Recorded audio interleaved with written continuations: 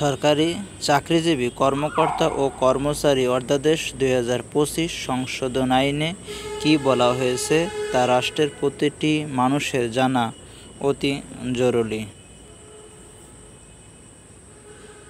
যদি আপনি এই বিষয়ে না জানেন তবে আপনি ভাবতে পারেন রাষ্ট্রের কর্মকর্তা কর্মচারী ডক্টর ইউনূস স্যারকে রাষ্ট্রের কাজে বাধা দিচ্ছে।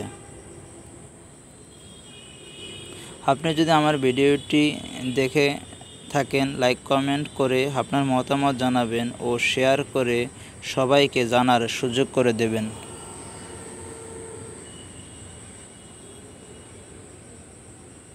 আর কথা না বাড়িয়ে মূল ভিডিওতে আসা যাক। সরকারি চাকরি অধ্যাদেশ ২০২৫ সংশোধন আইনে বলা হয়েছে,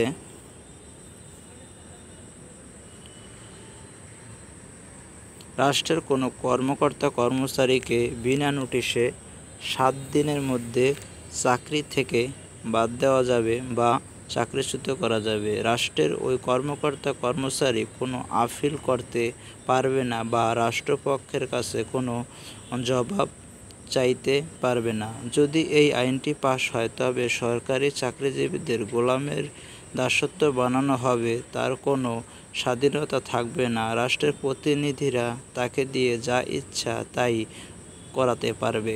রাষ্ট্রের ওই কোনো কর্মকর্তা ও কর্মচারী অপরাধ করলে তার অপরাধ প্রমাণিত হলে তার সাজা হবে, কিন্তু প্রমাণ ছাড়া 7 দিনের মধ্যে চাকরিচ্যুত করা মানবতা বিরোধী বৈষম্য। এতে প্রতিনিধিরা কর্মকর্তা ও কর্মকর্তার কাছে কর্মচারী দাসত্ব ও গোলামে পরিণত হবে, রাষ্ট্র জুলুমে পরিণত হবে, যা কাম্য নয়।